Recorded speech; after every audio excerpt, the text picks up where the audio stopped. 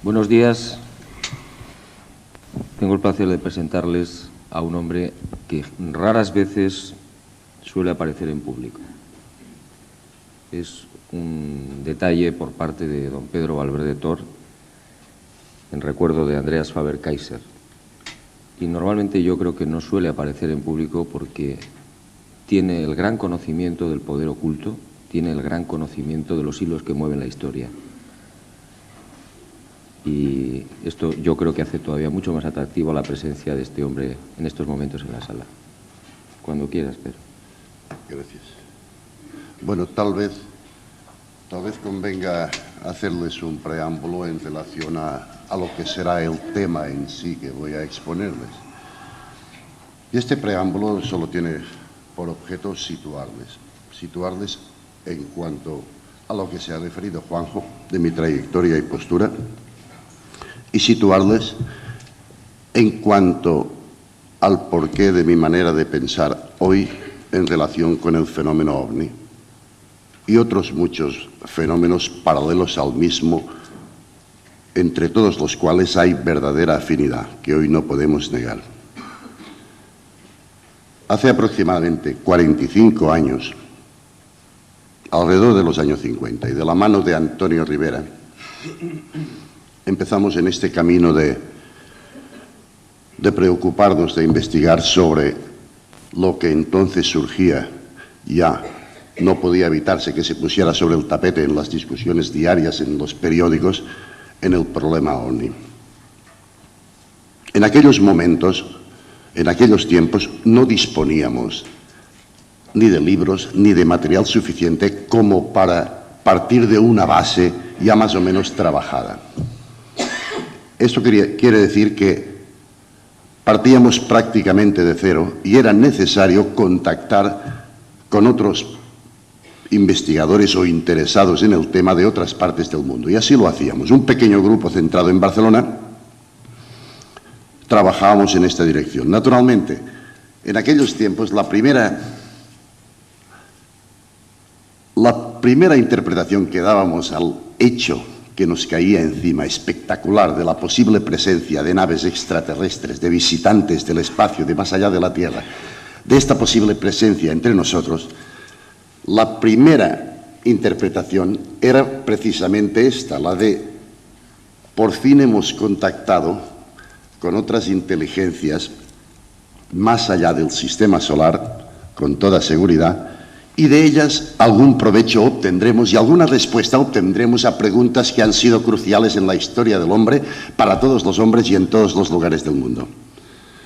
Desde entonces acá, podemos decir que han pasado 3 generaciones, lo que significa que hay una generación de esta primera guardia, una generación intermedia muy activa y una generación actual, joven, prometedora, sin prejuicios, que está trabajando en el mismo tema. En una panorámica global de estas 3 generaciones, me he dado cuenta de las diferencias de valoración y de los nuevos factores que han ido interviniendo en la comprensión del fenómeno OVNI. Hoy, con el fenómeno OVNI, hay una característica fundamental que lo diferencia del de hace 45 años. Y esta característica funcional importantísima es el hecho de que el fenómeno, para el gran público, ha dejado de ser espectacular. Casi diría más, el fenómeno se ha banalizado.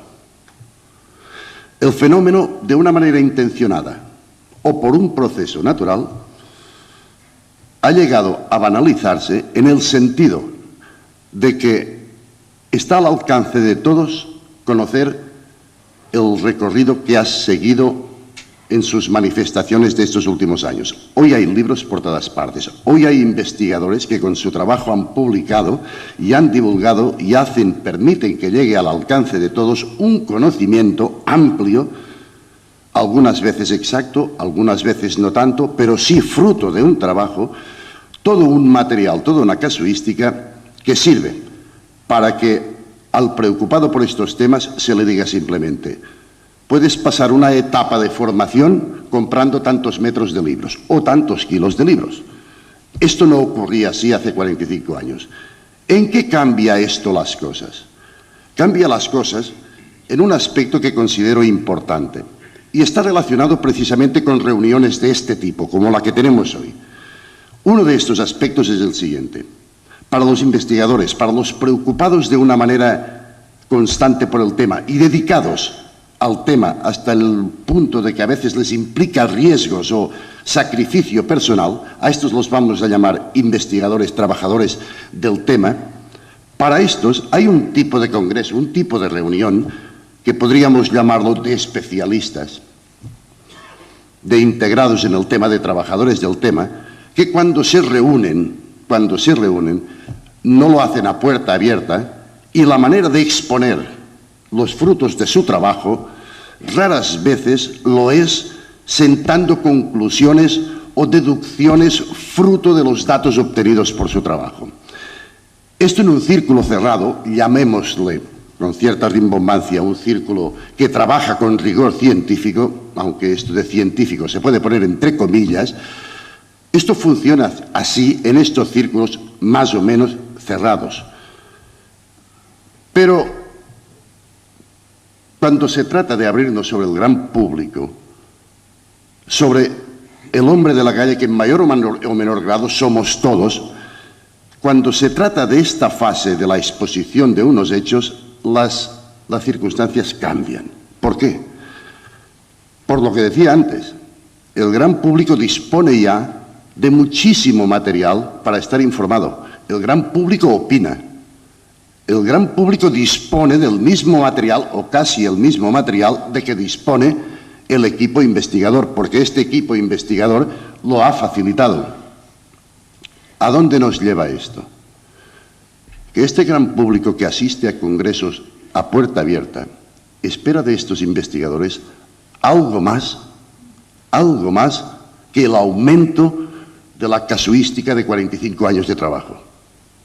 Espera algo más. Y espera algo más porque de una manera, digamos, casi subjetiva, confía en el carisma de sus investigadores, creyendo que por los datos que poseen, por los datos que proporcionan, sean capaces y estén preparados de pronunciarse con opiniones y con convicciones definidas.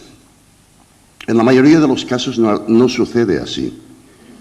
En la mayoría de los casos nos encontramos, lo reconozco, con el investigador que expone, pone a disposición de todos datos que ha conseguido con trabajo duro reunir. Y a la hora de pronunciarse en el sentido de decir, esto nos lleva a tal conclusión, aquí todos sufrimos una cierta decepción. Hay excepciones en la regla, no ocurre con todos así, pero normalmente es así. Es aquella frase un poco disonante que ayer se oyó por aquí en relación con las actitudes tanto de los expositores como del público, en el sentido de que si sabemos todo esto, si durante 45 años hemos acumulado todo este material informativo, si los mejores especialistas de todo el mundo han reunido todo este material y entre todos ellos se lo distribuyen y todos disponen de este material, ¿por qué? ¿Por qué no sale una respuesta contundente al misterio del fenómeno? Y la pregunta inmediata es, bien, ¿vamos a confiar en que esta juventud que retoma el hacha de guerra de la investigación dentro de 45 años nos traiga el doble de listas de longitud de casuística para encontrarnos en el mismo sitio? Uno se pregunta si no será que no sacamos el debido provecho al material que tenemos. Uno se pregunta si no existe una obstrucción sistemática para que a tales conclusiones no se llegue. Porque de lo que podemos estar seguros es que hay coraje en muchos de nuestros investigadores para poder pronunciarse de una manera categórica. ¿Qué representa pronunciarse de una manera categórica? Pues simplemente dos posibilidades: acertar por completo o acertar a medias en la posible respuesta a la solución del problema. Si se acerta plenamente, se acabó el problema. Si se acierta a medias, habremos andado la mitad del camino. Y si no se acierta en nada, es cuestión de corregir y buscar otra respuesta. Pero lo que no podemos en esta fase actual, conformarnos con la perspectiva de otros 40 años acumulando casuística y estadística. Digo esto porque hay un parámetro en el fenómeno ovni que tal vez, puesto sobre la mesa y enfrentado con realismo y objetividad, nos permita dar un paso adelante en esta respuesta que todos esperamos. Ha pasado el tiempo en que el ovni puede ser una nave extraterrestre de mayor o menor técnica, con lucecitas que se encienden, que se apagan, con antenas, con hombrecillos. Ha dejado de ser esto. El fenómeno ovni es algo más. El fenómeno ovni contempla, tiene factores que muchas veces nos llevan a considerarlo dentro de la fenomenología de lo paranormal, no de lo propiamente científico, no de lo propiamente objetivo, no como exponente de una técnica superior de la que disfruta una determinada civilización más allá de nuestro sistema. En el fenómeno ovni se esconde algo más. Y este algo más, todos los investigadores lo tienen presente, lo saben, lo conocen. Sin embargo, de una manera no malintencionada, de una manera recelosa, esquivamos ponerlo sobre la mesa cuando se trata de enjuiciarlo. Y me refiero a un aspecto del que todos tenemos conocimiento y que desde mi punto de vista es determinante para llegar a la comprensión, no para obtenerla de pleno, sino para llegar, el camino es para llegar a la comprensión de la naturaleza del fenómeno. Por ejemplo, en 1640, en la ciudad de Braga, en Portugal, lo conocemos todos, yo tuve la suerte de encontrar un documento original. Por los cielos de la ciudad de Braga, en Portugal, se pasea una hostia con alas. Así, de concreto. Esto sirve de señal premonitoria de un triunfo de las fuerzas portuguesas contra los ejércitos españoles en una batalla que se gana. Muy bien. Clasificación del fenómeno.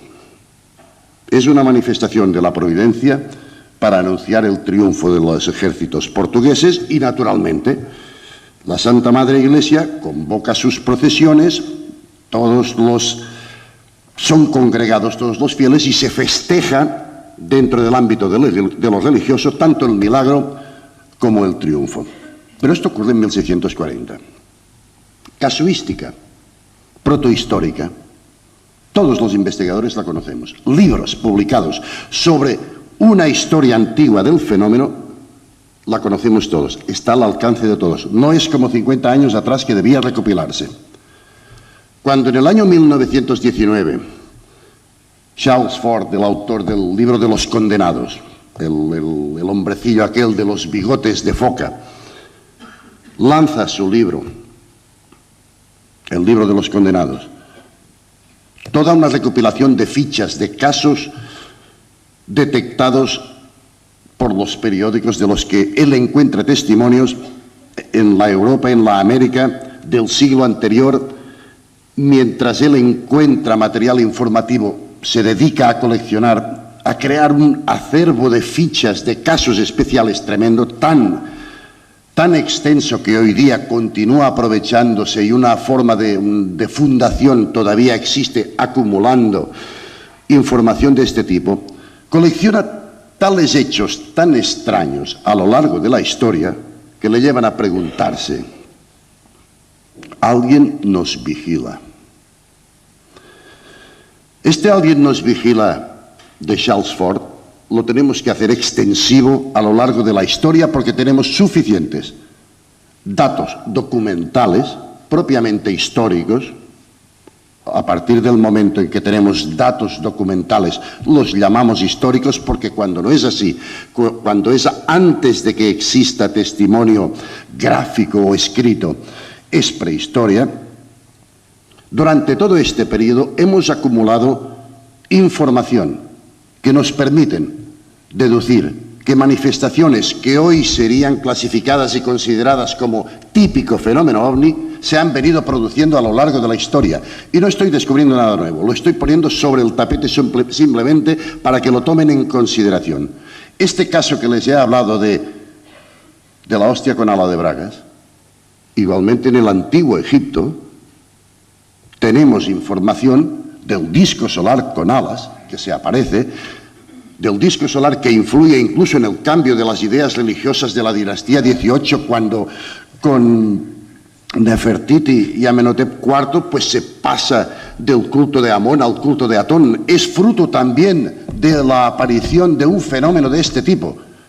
Si vamos transpolando, casi todos deduciremos que por detrás, en el inicio de todas las escuelas religiosas, todas, sin excepción, existe un fenómeno extraño, de origen no natural y que provoca el nacimiento, la estabilización, el fortalecimiento de una nueva línea de creencias religiosas.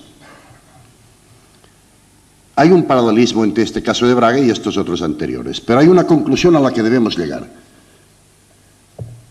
Si es un fenómeno que ha estado presente a lo largo de toda la historia, no podemos tampoco dudar en extenderlo a la prehistoria, aunque no tengamos datos.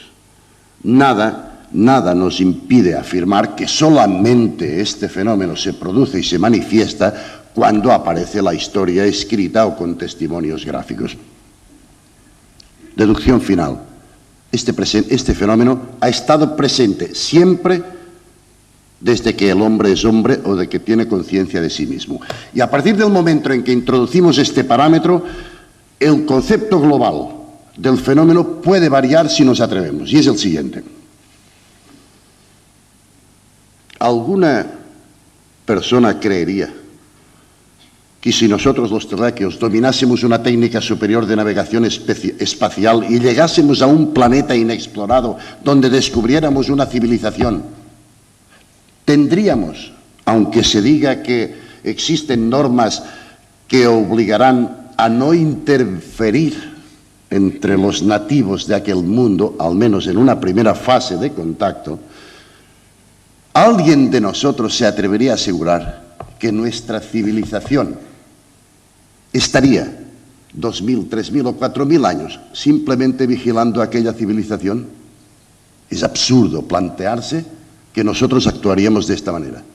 Y es absurdo planteárselo no solamente por valoraciones más o menos personales o subjetivas, sino también por razones lógicas. ¿Por qué? Porque ningún plan establecido por cualquier sociedad bajo unas directrices políticas o religiosas, ningún plan tenemos precedente que pueda perdurar a lo largo de 3.000 o de 4.000 años de historia. Forzosamente, aunque existiese un plan a largo plazo de control, de vigilancia de un mundo para no interferir en su evolución natural, con esta nobleza de espíritu, que lo dudo que existiera entre nosotros, aunque se siguiera este plan, un periodo tan largo de la historia sería imposible, técnicamente imposible que lo cubriera, tanto por los cambios que la propia sociedad exploradora experimentaría, que la llevarían a pensar de distinta manera al cabo de 2.000 años de cuando 2.000 años antes lo descubrieron, tanto como por la misma técnica de que disfrutaría esta sociedad exploradora o descubridora durante este periodo de 3.000 años, que esta misma técnica iría cambiando. Pero es que en el fenómeno ovni hay un denominador común a lo largo de la historia que ya lo distingue de este planteamiento que los hago, y es el siguiente. A lo largo de la historia, a lo largo de estos 2.000 o 3.000 años de los que tenemos testimonios gráficos, el fenómeno ovni se ha mantenido con la misma técnica, con el mismo espíritu de presentación hace 3.000 años que hoy. Y esto por sí solo es sintomático, es indicativo de que hay una diferencia en la mentalidad de los protagonistas de esta exploración de nuestro mundo. Hay una gran diferencia comparativamente con lo que haríamos nosotros como especie inteligente si lo hiciéramos con respecto a otro mundo. Quiero decir que si se mantiene a lo largo de 3.000 o 4.000 años, me limito a este espacio, esta misma técnica es porque existe unidad de propósito. El propósito no ha cambiado en 2.000 o 3.000 años, lo han mantenido, y al servicio de este propósito existe una segunda deducción. Se han utilizado los mismos medios, uniformidad de medios a lo largo de la historia. Y esta uniformidad de medios que se ha utilizado no quiere decir que, por ejemplo, la nave espacial tipo Spielberg se haya presentado hoy y se haya presentado hace 3.000 o 4.000 años. No es necesario, debemos tener la suficiente amplitud y elasticidad de miras para entender que si una nave espacial del tipo Spielberg de hoy se presentara hace 2.000 o 3.000 años, ni siquiera sería comprensible. Algunas veces ha ocurrido, tenemos este precedente al que nos hemos referido muchas veces, bíblico, de la rueda de Ezequiel, que ni comprende cómo lo traducen. Lo traducen, su interpretación, la traducen como un fenómeno divino, un sol con alas en Braga es una hostia con alas. La versión que se procura dar, la interpretación a un fenómeno anormal, a un fenómeno que quiebra, que no tiene encaje, que no está clasificado en las costumbres, en los conocimientos de la época, forzosamente necesita encajarse dentro del ámbito de lo religioso. ¿Por qué? Porque nuestra mente necesita reforzarse, apoyarse siempre en respuestas, aunque no sean válidas. Después ya las cambiaremos.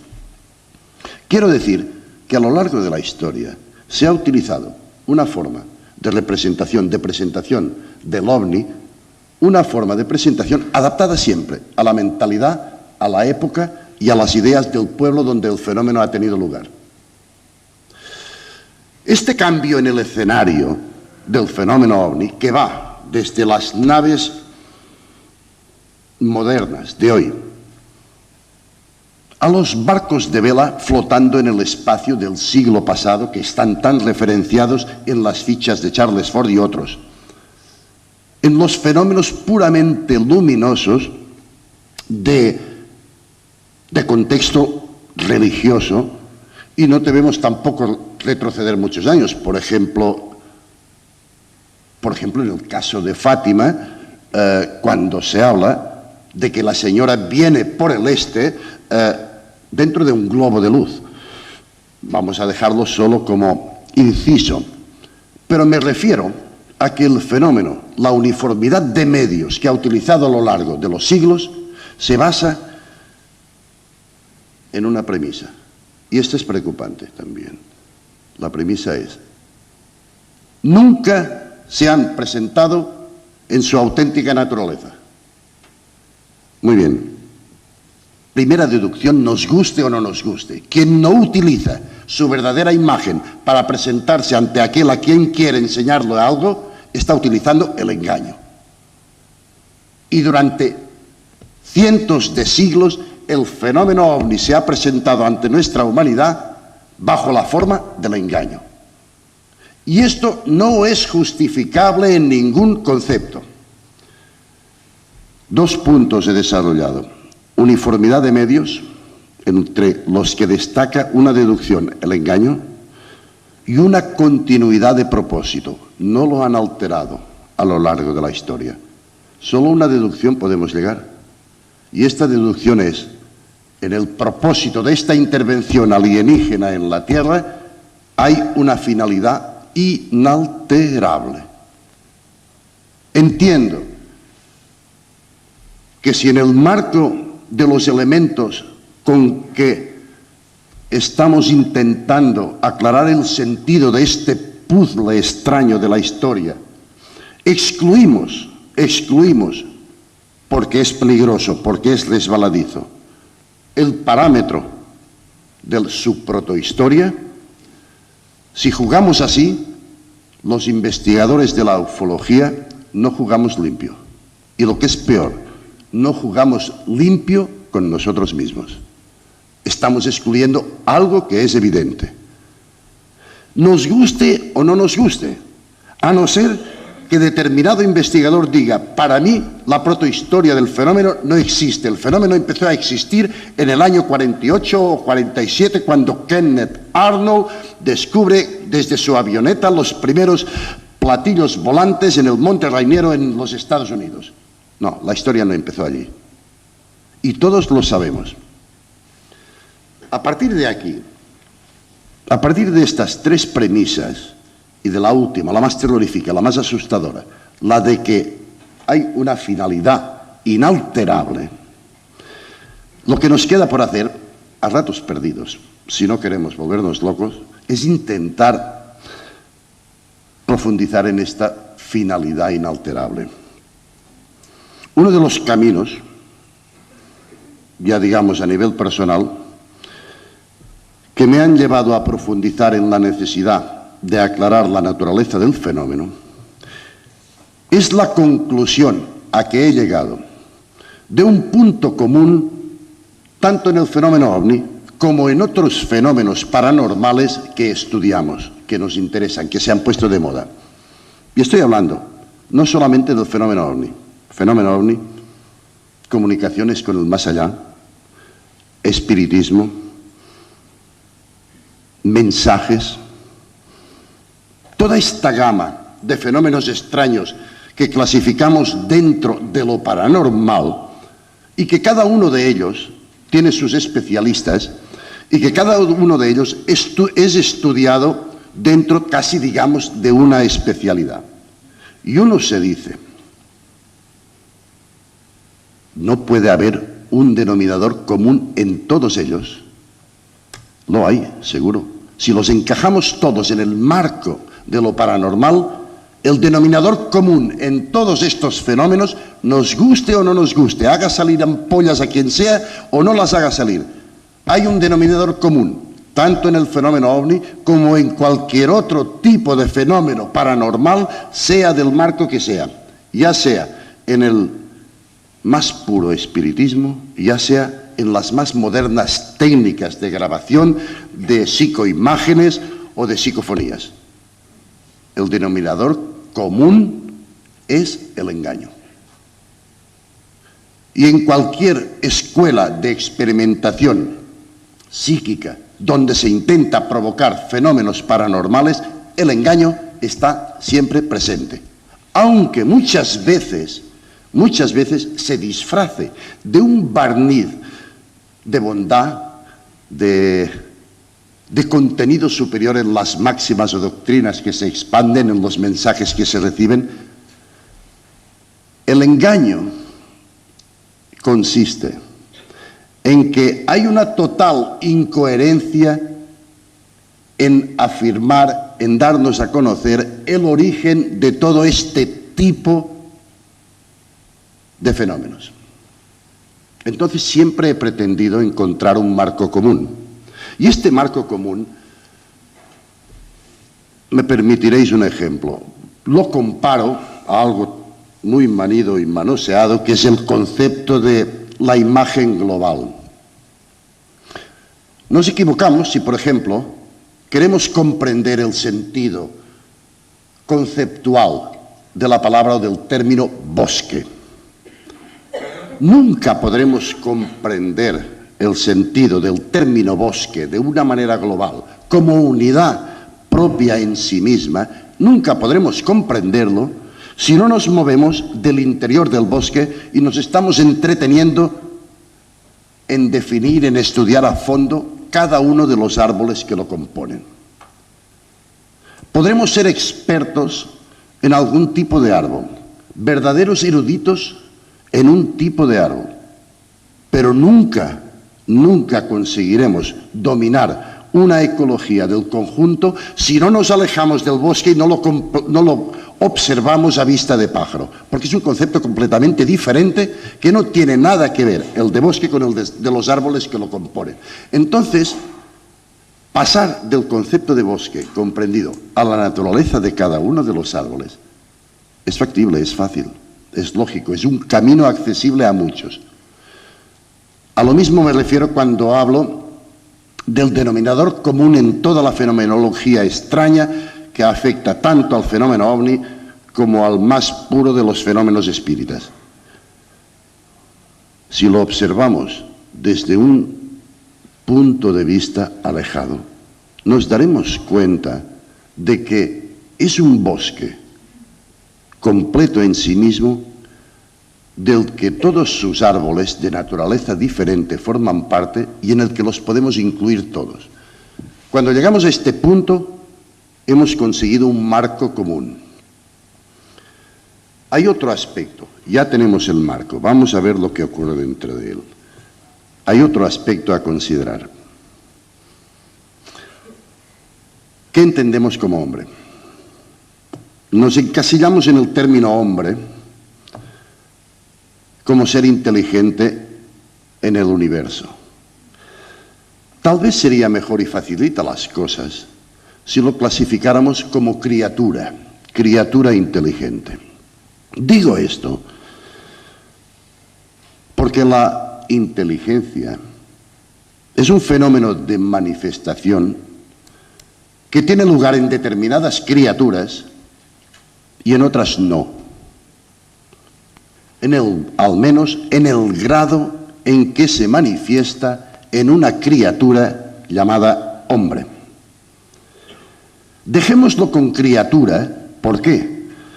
Porque si no nos limitamos con el antropomorfismo de la figura humana, nos será mucho más fácil entender que para que la inteligencia se manifieste, necesita simplemente de un soporte que le permite interaccionar con el medio que le rodea. Y a este soporte le llamamos criatura, le podemos llamar criatura. Y una de estas criaturas es la que nos autocalificamos como de hombre. Pero esto no significa que la inteligencia se manifieste también en otro tipo de criaturas que no son necesariamente la criatura que llamamos hombre. Digo esto que de todos es sabido o más o menos intuido, pero quiero establecer un hecho diferencial. Es que una criatura inteligente, como somos nosotros, y otras criaturas inteligentes que han estado interviniendo, de las que ya tenemos la prueba a lo largo de la historia en nuestra humanidad, este otro tipo de criaturas, no por el hecho de que no son humanos, de que no son mamíferos desarrollados, el mejor mamífero desarrollado en el planeta Tierra, por el hecho de que no poseen una estructura densa, sujeta, como es nuestra materia, a las leyes del tiempo y del espacio, estas criaturas tienen también un soporte a través del cual se manifiesta la inteligencia, y no son precisamente, no debemos caer en el tópico erróneo de clasificarlas como criaturas buenas, superiores, sobrenaturales, espirituales. No es necesario. Recordad una frase de Sinesio, el señor Sinesio Darnell, en la primera sesión, cuando habló de pasada y soltó la frase de: entre nuestro mundo material y el mundo espiritual se sitúa una interfase. Yo me sitúo en esta interfase. Vamos a dejar lo espiritual, lo puro, lo superior, para más arriba. Tenemos mucho en que entretenernos entre nuestra fase densa de existencia y la fase superior de espiritualidad. Tenemos mucho en que entretenernos, y donde se producen una serie de fenómenos tan reales, tan objetivos, tan perturbadores, como puedan ser los que provocamos nosotros con cualquier pueblo de la tierra cuando interferimos en sus asuntos. Igual. ¿Por qué? Porque entre estas criaturas inteligentes, que en cierta manera no están sujetas a las mismas leyes del tiempo y del espacio a que estamos sujetos nosotros, ellos tienen la capacidad, y lo están haciendo, de intervenir entre nosotros. Y lo están haciendo de una manera diferente de como lo habríamos hecho antes, como lo habríamos hecho nosotros. Y esta manera de intervenir, que utiliza el engaño, no significa que exclusivamente sean criaturas engañosas, sino simplemente que una parte de estas intervenciones son provocadas por criaturas engañosas que siembran entre nosotros la confusión.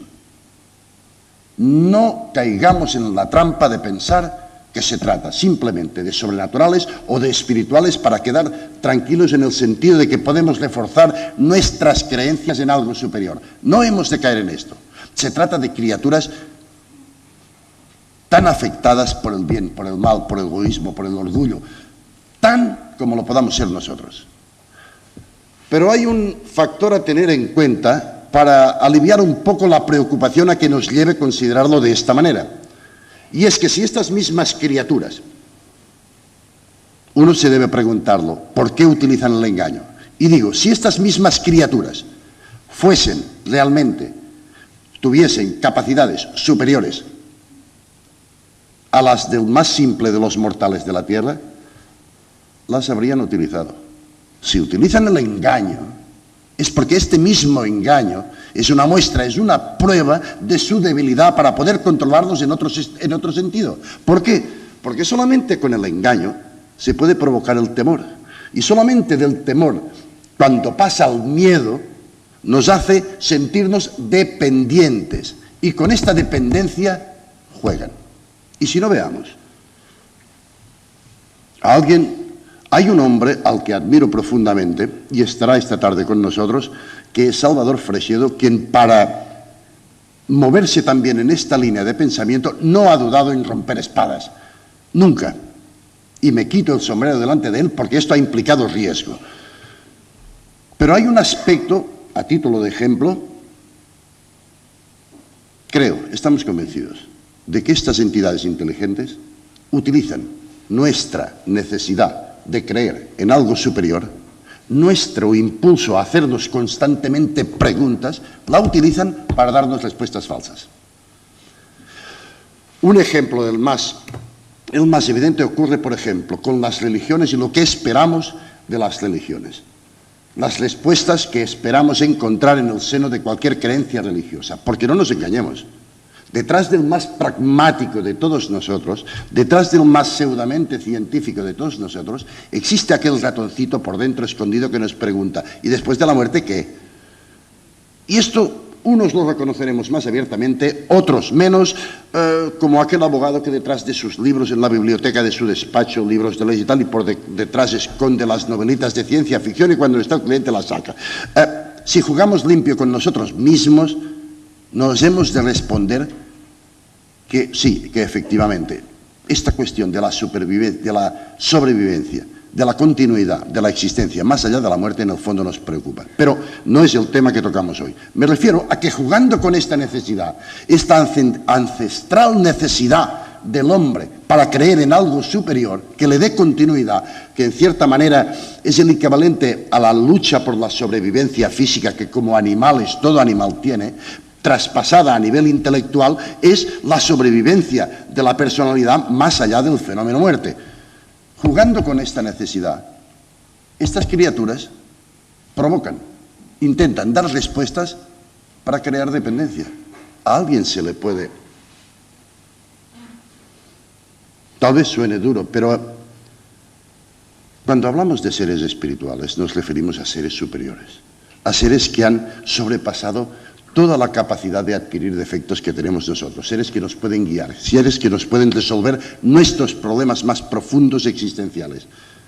Uno se pregunta, ¿podemos admitir, si nos aparece un ser espiritual aquí, superior, del más elevado grado de evolución, y nos pide a todos los que estamos aquí presentes, nos pide, creed en mí, os ayudaré si os arrodilláis todos y con la lengua laméis el suelo? ¿Opinaremos que se trata de un ser espiritual? Es imposible. Un ser espiritual no tiene necesidad de caer en la necesidad de hacernos reconocer nuestra insignificancia cósmica. Sin embargo, una señora vestida de azul en Lourdes le hace comer hierba Bernadette y le dice, tu humildad te salvará. ¿Esto es lógico? ¿Esto es un ser espiritual?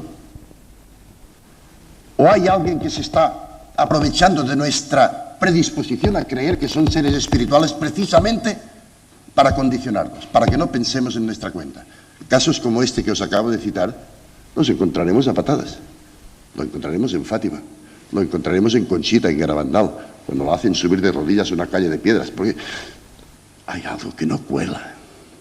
Alguien se está aprovechando de nosotros. Este es el aspecto importante que quiero destacarles. A veces, cuando, siguiendo este orden de ideas, que ya digo, esto es una exposición general simplemente para que se den cuenta de la posibilidad de enjuiciar toda esta fenomenología desde otro ángulo de visión, como el del bosque, intentando ver el bosque de conjunto, a veces ocurre, uno se pregunta, ¿cómo pueden haber nacido la necesidad de las creencias religiosas en criaturas superiores, en seres superiores? Hay explicaciones relativamente fáciles, pero hay una tan lógica que bueno, eres obligado a aceptarla a falta de otra mejor o más convincente. Imaginémonos al hombre de las cavernas, al hombre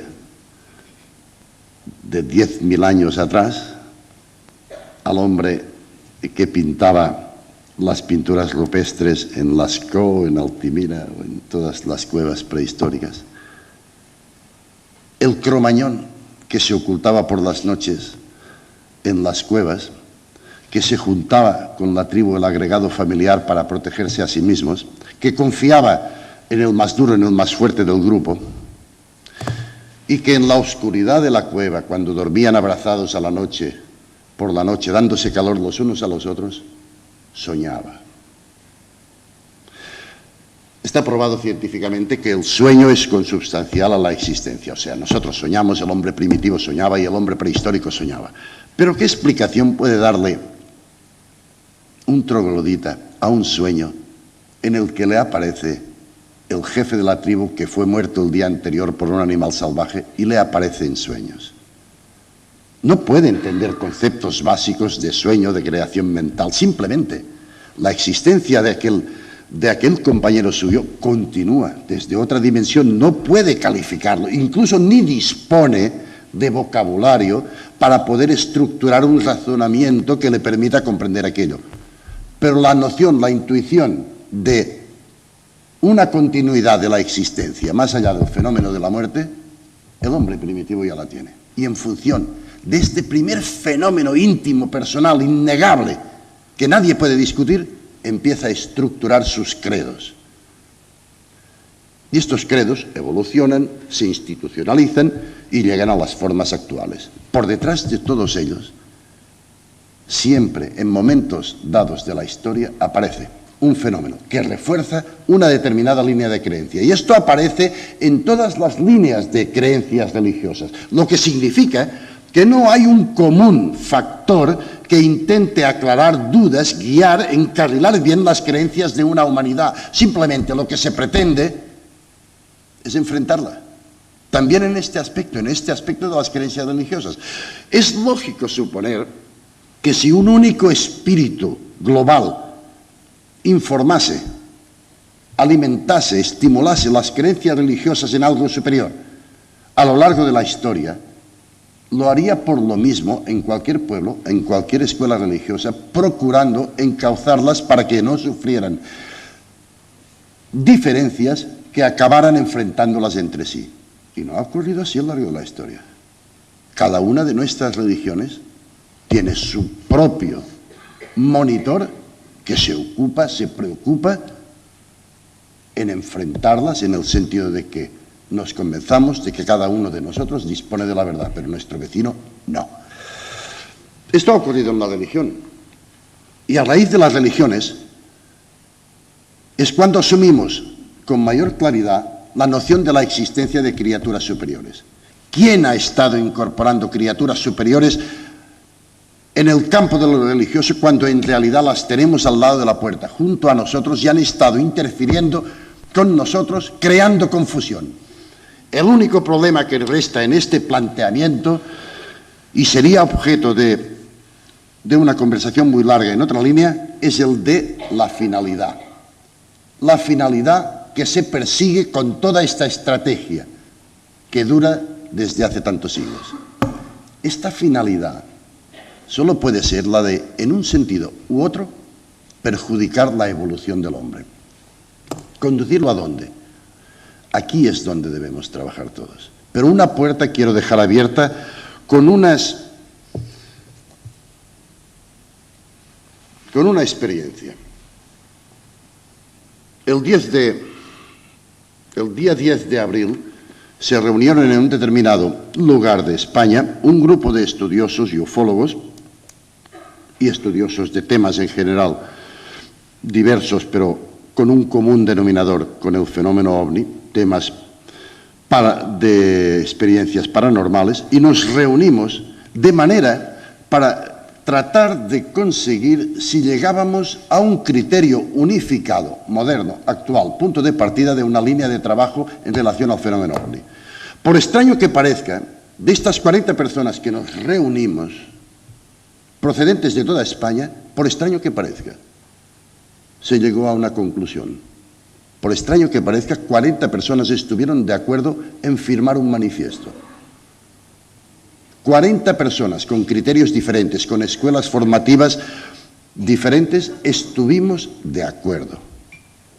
Y no nos conocíamos antes. Y el manifiesto se firmó. Y quisiera leerles este manifiesto porque es simplemente un punto de partida. Dice así, el manifiesto tiene 10 puntos.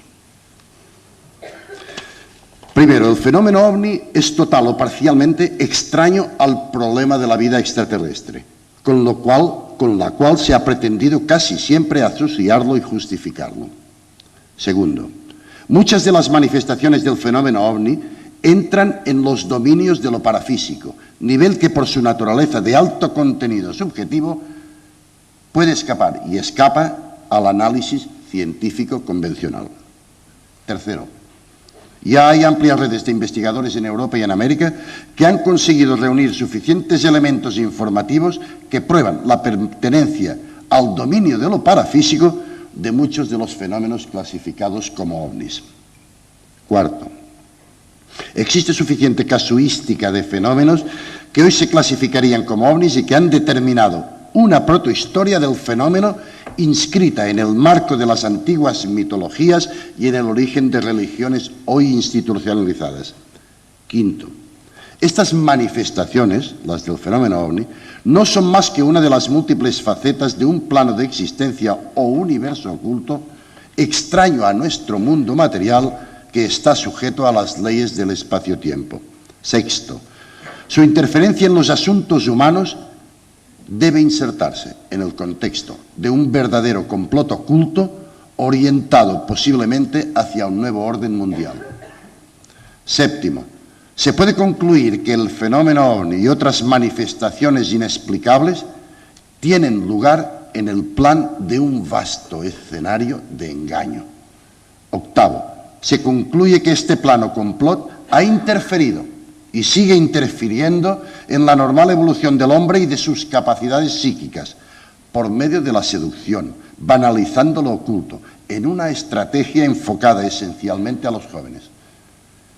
Noveno, esta acción abarca la manipulación psíquica, la sugestión mental, los estados alterados de conciencia, las modificaciones de la personalidad, el control telepático y todo un seguido. Décimo y último, la continuada presencia del fenómeno ovni y su interferencia a lo largo de la historia son prueba evidente de la existencia de una intención y de una estrategia al servicio de un poder. Contrarrestar la finalidad de esta acción subversiva que se lleva a cabo tanto a nivel mental como físico es la línea de trabajo que se proponen desarrollar los miembros reunidos bajo el nombre de Proyecto Delfos. Quiero decirles con este manifiesto que lo que intentamos por primera vez, independientemente de la línea de trabajo que cada uno de los investigadores sigue por su propia cuenta, sin intentar cambiar ninguna de los elementos que constituyen su vocación, sin embargo, el propósito fue de crear un grupo que ondease un propósito común, el de denunciar este aspecto del juego espectacular del fenómeno ovni. Quisiera me quedan 5 minutos, ¿me parece, señor Benítez? ¿Le parece, señor moderador? Vale, 5 minutos. Les voy a sacar. Yo hablaba de la interferencia de estas entidades, de estas criaturas inteligentes, que nada tienen de sobrenaturales o espirituales en el sentido estricto de la palabra, en intervenciones modificando y alterando o influyendo en la línea de nuestras creencias religiosas. En los tiempos que corren hay una psicosis, y debemos estar prevenidos. Hay una psicosis muy pronunciada en relación a la noción y a la idea que se está dando a conocer de una crisis de tipo planetario que en determinadas escuelas puede considerarse como un cambio de civilización, puede considerarse como un castigo religioso. Hay para todos los gustos. Pero a nuestro nivel, a nivel de occidentales, a nivel de gentes condicionadas por las directrices de la Biblia y del Evangelio, hay un factor que es curioso tenerlo presente y como remate de esta charla, y es el siguiente. Muchos de ustedes conocen, saben, del Apocalipsis de San Juan. Hay unos hechos curiosos y uno se dice cómo es posible que se produzcan. No podemos caer tampoco en la deformación de ser pesimistas en este aspecto. Pero hay, y citaré solamente 3 para estimularles a pensar, uno se pregunta si puede haber relación también entre los poderes ocultos y nuestras instituciones políticas, religiosas y económicas. Porque a fin de cuentas, este tipo de instituciones son las que rigen los destinos de nuestra colectividad. Son las que nos llevan a escondernos y a deformar nuestros informes militares. Son las mismas que nos llevan a engañarnos con la marcha de la economía. Son las mismas que nos llevan en la dirección de crear cada vez más pronunciadamente una unidad política mundial, todo conduce a ella, en la que desde un gran hermano, desde una punta de la pirámide, se rigen los destinos de todas las criaturas, de todos los seres humanos. Esto es preocupante porque hay unas coincidencias que se las voy a relatar. Hay un texto apocalíptico que dice: la bestia surgida de la tierra seducirá a los hombres, y quien tenga inteligencia que calcule el nombre del hombre, que es el número 666. De todos es conocido el factor mágico, diabólico, que en este número está implicado. Pero es que este número se está introduciendo en esta fase del movimiento de la New Age, se está introduciendo entre todas las estructuras de la sociedad, casi sin que nos demos cuenta. ¿Es una coincidencia? ¿Qué está ocurriendo? No podemos decir tampoco que somos niños que tenemos miedo de la oscuridad, pero el ejemplo que quería proponeros es el siguiente. En Bruselas hay un gigantesco edificio repleto de ordenadores, donde todos los circuitos bancarios de registro social de Europa y de Estados Unidos se van juntando. El sistema clave de almacenar los sistemas es el 666. Y este 666 está en el código clave de la Banca Mundial. Se está creando, ya existe, una ficha de identificación personal que sustituirá, al menos está preparada, todos los carnets individuales. Se está creando una ficha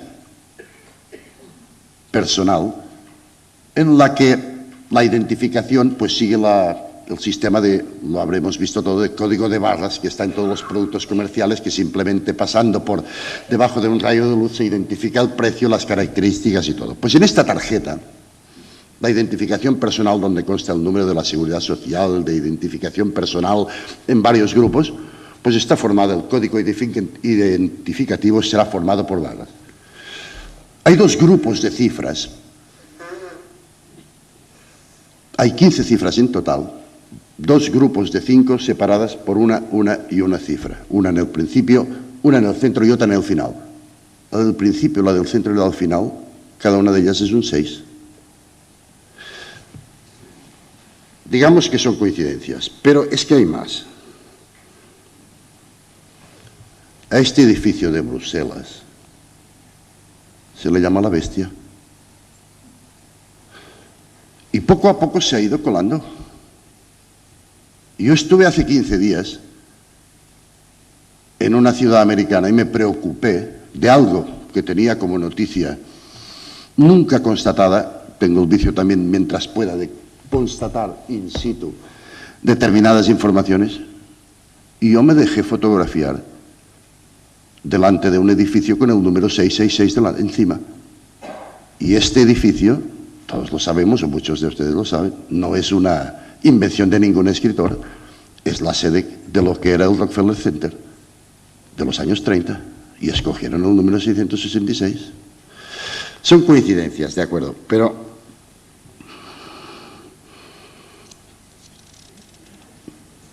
quiero acabar.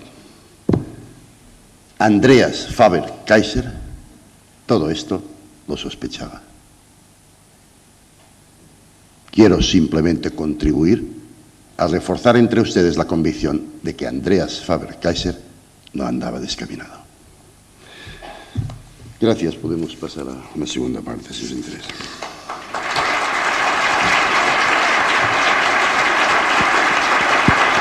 Muy bien, jefecito.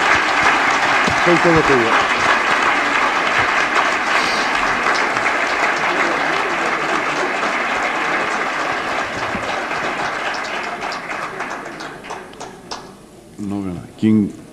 ¿Alguien quiere hacer alguna pregunta? Que no ve nada. Sí, señor. Sí. No, este señor es.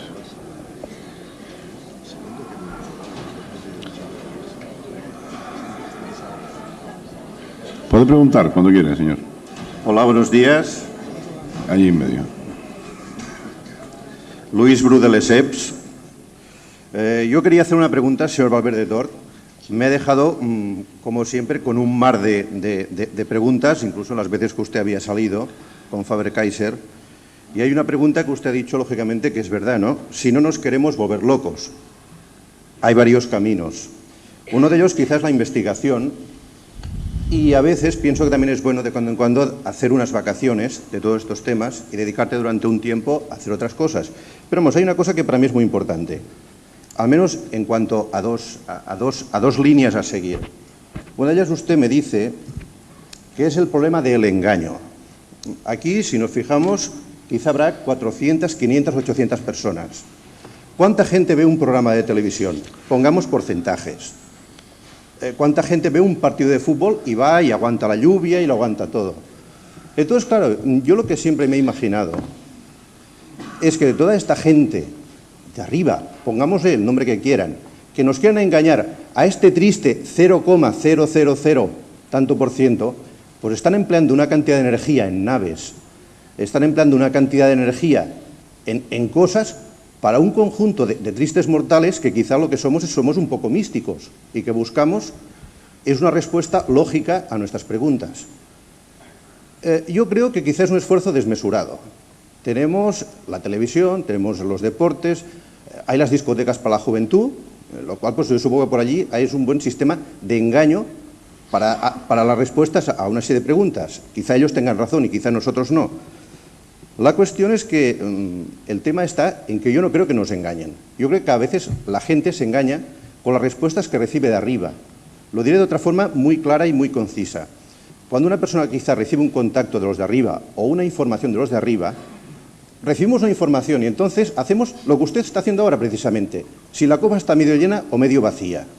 Puede haber gente, por ejemplo, que la información diga, la copa está medio vacía y aquí viene el apocalipsis. Entonces dices, bueno, la copa está medio llena, usted ahora la está vaciando, está bebiendo esta energía, y entonces dices, bueno, pues más bien me están dando un mensaje de esperanza de que hace millones de años había un montón de gente que también está pensando lo mismo y que quizá pues, en una de las estelas funerarias que hay en Babilonia decía, me parece que eran 4.000 años, que el fin del mundo se termina porque nuestros hijos no creen en nosotros, en los padres. Entonces esto por un lado, o sea, me refiero que para mí ellos dan un mensaje de esperanza. Que después se forme el grupo, que se forme el cajero, que se formen los seguidores, esto ya es otra cosa. Pero hay mucha gente que yo creo que piensa en esta esperanza y derivan hacia otras cosas. Por lo tanto, yo, señor Pedro Valverde Tort, no pienso en el engaño. Pienso que a veces la gente se engaña a sí misma, que esto es otra cosa muy importante. Y después otra cosa que le diría en segunda parte y para terminar a los investigadores, es que a veces pues, te envían a casa documentación diciendo, oiga, el ovni que viste, Bru, ¿cómo era? 12 metros, 15 tornillos, 5 fuegos, 2, aterrizó, pasaste, ¿cuántas fotos? Y hay un tema muy importante, y lo he dicho varias veces, incluso al señor Benítez de hace un montón de años, que lo que se tiene que dedicar a investigar es no la vida del ovni que ha pasado por allí, sino la gente que lo ha visto, al cabo de un tiempo, qué preguntas se ha hecho. O sea, hay mucha gente, por ejemplo, que he conocido, que después de haber visto un avistamiento o haber tenido una experiencia, la que fuera, ha cambiado su vida. La ha cambiado, yo creo que en positivo, yo creo que muy positivo algunas veces, y que se ha dedicado incluso a dar a conocer sus ideas a la gente que le circunda, tanto en casa, en la escalera, en el trabajo y nada más. Yo creo, en el fondo, y después de haber estudiado este tema profundamente, pienso que este es realmente la misión de ellos. Una labor de marketing muy bien hecha, en la cual es que nos envíen información a muchísima gente, porque es curioso que el señor de los grupos de Aztlan, por ejemplo, tenga la misma información que un japonés que ha estado estudiando Zen toda su vida y le dice exactamente la misma información. Después ellos, a su manera y con sus estudios, la dan a conocer. Pero para mí esta es la labor de esta gente, o de los seres superiores, de los hermanos, como se les quiera decir. La cuestión es tener respeto desde el de arriba hasta abajo de todo. Y para mí no hay ningún engaño. Para mí hay quizá el que nos engañamos somos nosotros y también, finalmente, tenemos un gran problema, señor Pedro Valverde, que nosotros vivimos 80 años y a veces la gente cuando tiene 70 y ve que solamente le quedan 10 por delante, se agarra a cualquier clavo ardiendo y quiere verlo desde el otro lado a ver qué es lo que ha ocurrido. Y ese creo que es el gran problema, que sobre todo que nos engañamos a nosotros mismos. Perdón por el discurso. Bueno, no hay una pregunta concreta por parte del espectador, pero como comentario general le diré que es bueno que creamos que hay la cara de la moneda buena. Y la hay, sin duda. Y la hay. Pero yo no acepto que debamos pensar que estamos en una situación favorable cuando, durante, como he insistido, 3 o 4 mil años, este tipo de acción negativa perturbadora se ha venido llevando a cabo, de engaño. ¿Por qué? Porque ningún sistema educativo utiliza la confusión para ayudar al progreso intelectual y del conocimiento de una especie, ya sea de una clase de 30 niños, ya sea de una humanidad de 6.666 millones de habitantes. El sistema,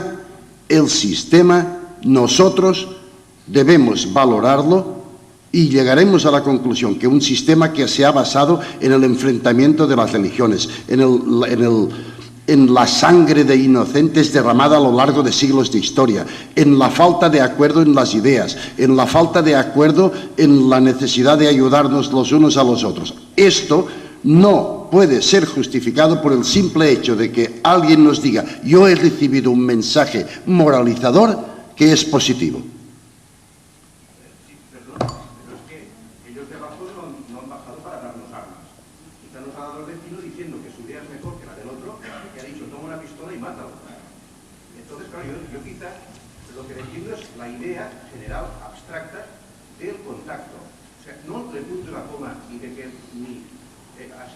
Que es el jefe de mi nave, es mayor y es sargento primero de la nave de al lado. No, lo que me refiero es que el concepto, en todas las religiones, Confucio, Buda, todos nos dan una misma información. Ama a tu prójimo. Si quizá lo más duro me lo dijeron hace un montón de años, pero es una persona, tal, has tenido tus experiencias, haz la mejor experiencia de tu vida, aparte de ver ovnis y todo esto. ¿Cuál es?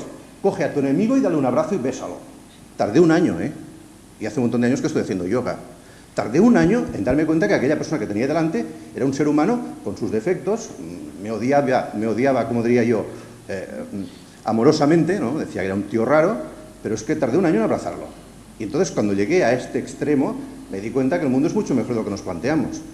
¿Y la realidad de esta filosofía traducida a hechos prácticos cuál es? Pues mire, que cada día nacen millones de niños, que cada día mueren miles de personas, que la vida... ¿De niños? Sí, y mueren también niños, que cada día hay miles de intervenciones diarias de los médicos que se juegan la vida, que efectivamente es correcto, que cada día la Cruz Roja salva muchísima gente. Lo que pasa es que hay un periodismo que te selecciona pues a un señor que se ha estimbado en una carretera, que es una pena, que es una lástima, pero es así. Pero el problema es este, de que en el caldero que hay en el planeta Tierra se resuelve, de los 6.000 millones de personas, los temas desagradables suben, hay alguien que los recoge y que cada día los leemos. El mejor chiste que leí el otro día fue de un señor que cada día iba a un bar a leer las necrológicas y pedía un café. Hasta que un día el camarero dice, hombre, qué raro, mira, hoy que este señor no ha venido, ves, sale su nombre en las necrológicas. Entonces, claro, si nos preocupamos cada día en decir, puñetas, ¿qué me he de hacer? ¿Cómo se llama esto? El refugio nuclear, porque vienen, muy bien. Hay también otra historieta muy buena, un señor que se hizo el refugio nuclear y como yo llevaba gafas y montones de libros, y el día en que está la bomba atómica se le rompen las gafas. Entonces, significa que este señor, pues es muy triste no quedarse solo en el universo. Bueno. Quizá yo pienso que es la batalla del día a día y en coger el medio vaso lleno y ver que está bien. Yo les rogaría es una actitud que haya personas que quieren hablar también, por favor. Perdón, pido disculpas. Que con el señor Pedro Valverde y yo hayamos... Tiene la palabra. Señor Valverde Tor, estoy aquí. Gracias ante todo. Le quería hacer dos preguntas. Una es que me ha parecido entender que como posible objetivo de la fenomenología ovni está el establecer un nuevo orden mundial. Me gustaría saber su opinión sobre este tema. Y la segunda pregunta puede parecer incoherente efectuársela a usted y no a cualquier otro ponente de los que han hablado y de los que hablarán. Y es si para usted es posible o probable que entre nosotros y con un cuerpo físico estén integradas conciencias extraterrestres. Nada más, gracias. No creo que... esto sí que es opinión personal porque con el puzzle al que intento encontrarle sentido no tengo tampoco suficientes elementos, pero en estos momentos de mi vida creo que la interferencia de estas criaturas cuya existencia se desenvuelve en un plano más bien mental, esta interferencia tiende a contribuir a ayudar a crear un nuevo orden mundial que implica la anulación de la personalidad. Esto es su primera pregunta. En cuanto a la segunda, no sé si hay algún infiltrado, tal vez el ponente que venga detrás de mí nos aporte más datos, pero si son realmente, tal como supongo, criaturas no densas, pero inteligentes, no necesitan de ningún soporte físico para estar presentes entre nosotros. Es muy posible que las tengamos alrededor, sin necesidad de utilizar un cuerpo físico, porque tienen el suyo propio. Cuando le toca su turno. Buenos días. Mi pregunta sería referida a esta y a otra afirmación suya anterior. ¿Cuál es la finalidad que buscan estos entes? Usted ha dado en el blanco de algo que me preocupa, pero que es un tema muy largo. No se lo voy a responder de una manera concreta. Solamente le voy a levantar una punta de un velo. Y está relacionado con algo que ha preocupado al hombre desde siempre, desde la noche de los tiempos. Hay un factor natural, fisiológico, biológico, que nos lleva a luchar por la sobrevivencia física. Las especies luchan por sobrevivir en el plano de existencia físico. Cualquier especie, desde las más inteligentes a las más elementales. A nivel intelectual, a nivel mental, también luchamos por sobrevivir, para superar la barrera del tiempo. Yo me he preguntado muchas veces si nuestra especie, el Homo sapiens sapiens, inteligente, me he preguntado muchas veces si esta cualidad de sobrevivir al fenómeno llamado muerte no la tiene por concesión de un ser divino con una corona de luz o un triángulo en el cogote y unas barbas blancas, no la tiene por una concesión como un favor, sino que esta condición la tenemos porque forma parte de nuestro proceso evolutivo natural, común a todas las criaturas en el universo, para pasar a una siguiente fase de existencia en la que no estamos sujetos simplemente a las leyes del tiempo y del espacio. Este factor, esta cualidad, este potencial que nuestra especie posee, otras especies no. Y esta inferioridad que les presupone el saber que están anclados en una fase del tiempo y que los colocará en inferioridad dentro de poco con todas las criaturas que ascienden evolutivamente y las superan, esta inferioridad es la que las lleva a un enfrentamiento constante, obstructivo, retrasador de nuestra evolución, solamente para impedir esto. No le veo ningún otro leitmotiv más importante que este. Entonces, quizá debemos mirar la segunda parte del Apocalipsis, ¿no? Que nos dice que vamos a una, después del, por decirlo, del Apocalipsis viene la transformación superior, ¿no? Que eso es la segunda parte que dice. Pues sí, pero es que yo no tengo la absoluta certeza de que en el Apocalipsis se juegue limpio. En el sentido de que alguien se ha preocupado antes de tiempo de dejarlo preparado para condicionar nuestra manera de pensar cuando llegue el momento de una determinada crisis. Pero les recuerdo algo que he citado durante mi exposición, que es la situación de interfase. Otra vez insisto en lo mismo. Si estamos viviendo en un plano, realizándonos en un plano denso de materialidad, no pretendamos que lo espiritual esté al otro lado de la frontera del fenómeno muerte. Si lo situamos mucho más lejos, en este espacio intermedio, queda toda una aventura cósmica que el hombre conscientemente puede seguir porque será conocedor de lo que ya ha vivido y del futuro que le espera.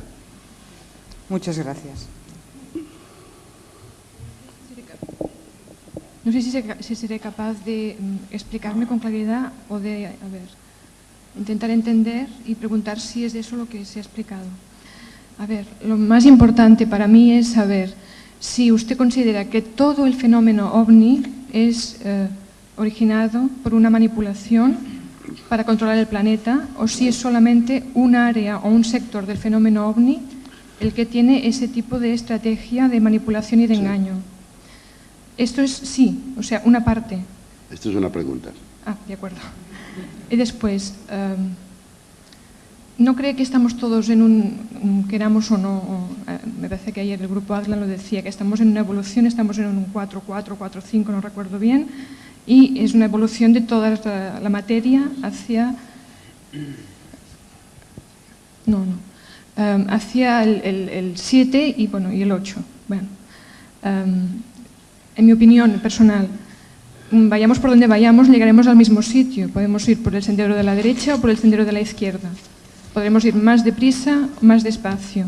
Podemos llegar allí con una crisis violenta, destructiva, o una evolución menos dolorosa o no dolorosa o casi no dolorosa. En el fondo, mi opinión personal, es un optimismo no aquí ahora, a final del siglo XX, sino a donde vayamos. Y sería algo así como decir, es cosa nuestra hacerlo por un lado o por otro, por un lado doloroso o por un lado amoroso y agradable. No sé si eso también podría traducirse de su conferencia. En cuanto a su primera pregunta, le diré que no son todos los aspectos del fenómeno OVNI negativos. Estoy convencido, por lógica, que entre todos los mundos del espacio existen civilizaciones de mucha mayor antigüedad que nuestra propia civilización y cuyos avances tecnológicos, morales, éticos, están a tanta diferencia de los nuestros que casi podríamos llegar a considerarlos en cierta manera como si fueran semidioses. Pero hay una ética en el comportamiento que la tenemos presente todos por diversas manifestaciones en diversas escuelas, de la que se deduce que no se debe interferir en la evolución de una sociedad en marcha. Si lo comparamos con experiencias a nivel humano, nos daremos cuenta, por ejemplo, comprobaremos que cuando Occidente, cuando la llamada civilización ha intervenido en pueblos nominalmente más atrasados que Occidente, en pueblos africanos, en pueblos americanos, la intervención ha servido para provocar tal perturbación, tal desequilibrio, tal interrupción del proceso normal evolutivo de aquel pueblo, que en muchos casos lo ha eliminado de la faz del planeta. Esto que ocurre a nivel interno nuestro, es lógico que también ocurra a nivel planetario. De ahí que la observación pueda ser una pauta constante. La observación en la que no se interfiere, salvo, posiblemente, en el caso de situaciones de emergencia de las que solamente podemos salvarnos si hay una ayuda exterior. De ahí el nacimiento de mitos llevándonos a la confianza de creer que en el trasfondo de todas las religiones, lo hemos traspolado al margen, al campo de las religiones, existe un poder que puede ayudarnos cuando lo necesitamos. Pero esto en contrapartida es negativo, ¿por qué? Porque extremando esta creencia nos lleva a cruzarnos de brazos y a esperar que desde fuera nos lo van a resolver todo. Y esta sí que es una posición equivocada. Y de esta posición equivocada a la cual tenemos propensión, de esta posición se aprovechan otra parte de manifestaciones exteriores que podríamos cualificar como de ovnis negativos. Ayer hice una pregunta intencionada al señor Rivera durante su exposición, una pequeña pregunta solamente para que me puntualizara, porque él habló extensivamente, lo conoce a fondo, del tema de humo, de los comunicados de humo, y le pregunté intencionadamente qué opinaba sobre un determinado documento, el número 12, en el que tripulantes de las naves de humo captan la presencia alrededor de nuestro mundo de otras naves que incluso ponen en marcha sistemas de exploración que penetran en el interior de la nave de humo y que los humitas prefieren retirarse, no enfrentarse a ellas, considerando que son ajenas a nuestro común sistema social. ¿Qué significa? ¿Qué implica esto? Que, bueno, que en un momento dado, si hemos de confiar en salvadores procedentes de otros mundos para una situación nuestra de emergencia, en un momento dado, según su conveniencia, también se retirarán. O porque no han querido enfrentar a aquel extraño enemigo desconocido que incluso a ellos les preocupa, o porque no es el momento de ayudarnos. En resumen, entiendo que los hay positivos y los hay negativos.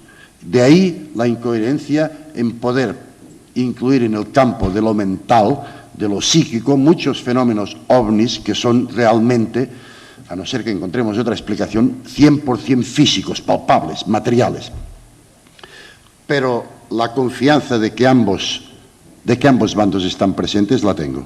Uno cumple las reglas del juego, el otro no. Ahí nos quedan 5 minutos y hay 6 palabras pedidas.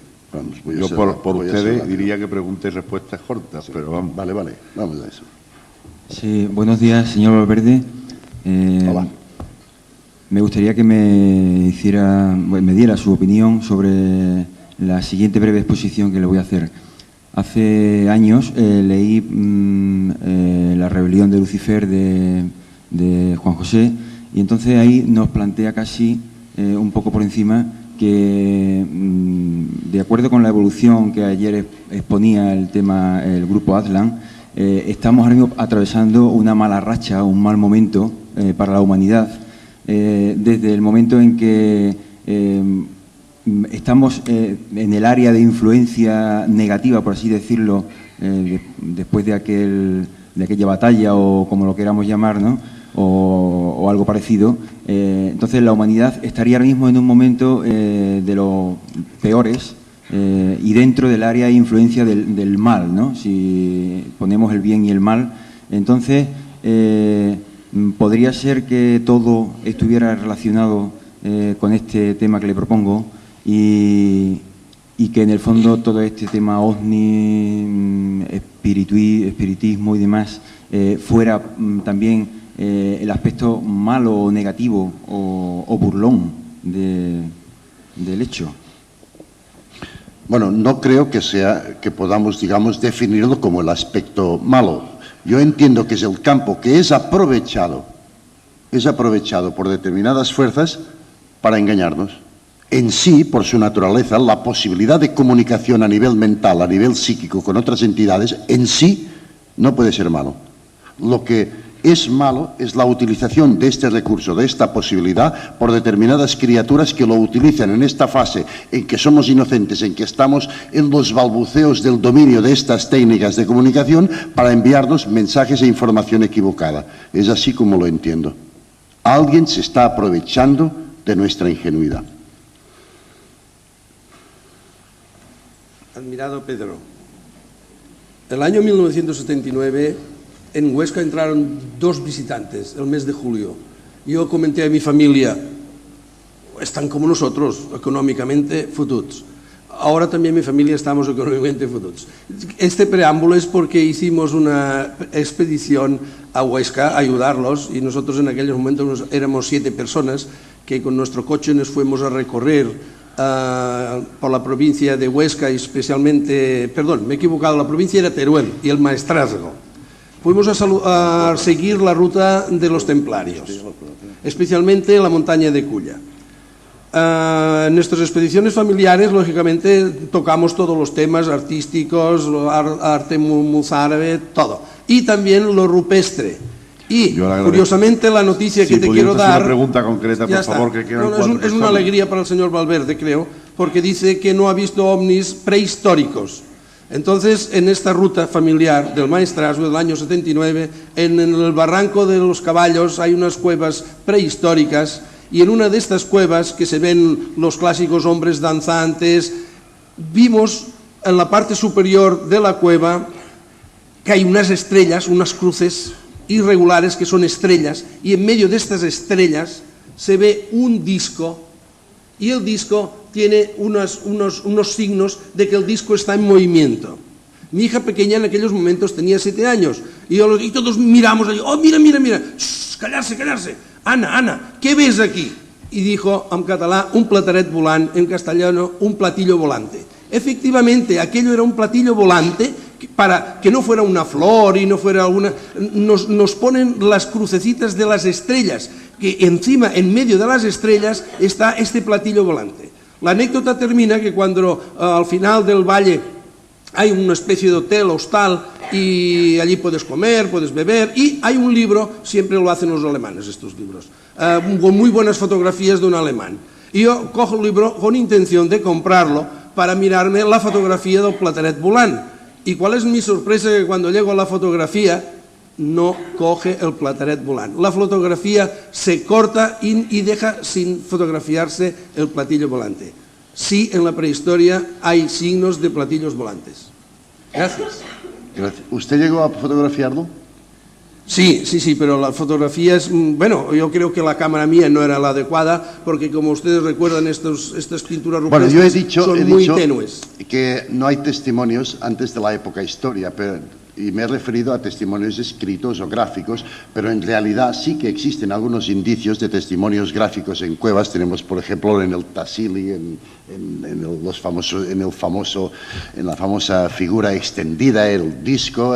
Tenemos en Australia, este que me acaba de citar es muy interesante, pero digamos son representaciones gráficas muy puntuales. Pero entonces mi cuestión de cuando digo no hay testimonios, incluso puede ser antes de que el hombre ya descubriera esta escritura gráfica con la cual a través del dibujo representaba ideas de hechos extraños. Es interesante esta que usted ha citado. Gracias. Termina, porque se acaba el tiempo. Ya estoy. Otro más. No. Bueno, la última pregunta, y nos estamos pasando de tiempo. Hay un señor detrás. Por favor, sea concreto y breve. Respecto al Evangelio de San Juan, en el cual los templarios y cátaros eran, realmente eran muy sensibles, solamente es una pregunta, si se podían haber llegado a algunas conclusiones de las que usted ha llegado hoy ya. Si en aquel tiempo podían haber llegado a alguna conclusión parecida a las que tiene usted hoy. Cuando en Patmos se escribe, ¿se refiere? Respecto, si tuvieron en su tiempo muchas dificultades a través de su religiosidad, que estaba muy avanzada a su tiempo, ¿es que llegaron a alguna conclusión de las que usted ha llegado ahora? Mira, a lo largo de los siglos se ha trabajado mucho en descifrar una serie de versos del Apocalipsis. Muchas escuelas lo han interpretado todas a su manera. Sí, se ha trabajado mucho en esto. Se han dado versiones del número relativas a gobernantes como Nerón, Hitler y otros más, donde el número 666 correspondía por la suma cabalística del valor de las letras, correspondía a este mismo número. Ensayos, experiencias, estudios de este tipo se han hecho mucho. Lo que yo me inclino a pensar es que cuando Juan en Patmos escribe el Apocalipsis, en realidad no lo escribe al pie de la letra, sino que es su impresión de un hecho extraño, de una comunicación que se le está dando y que la interpreta en función de su formación de hombre sencillo de aquel tiempo.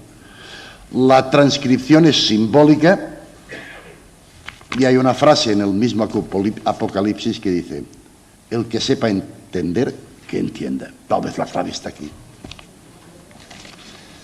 ¿Lo damos por terminado? Gracias. Gracias, muchas.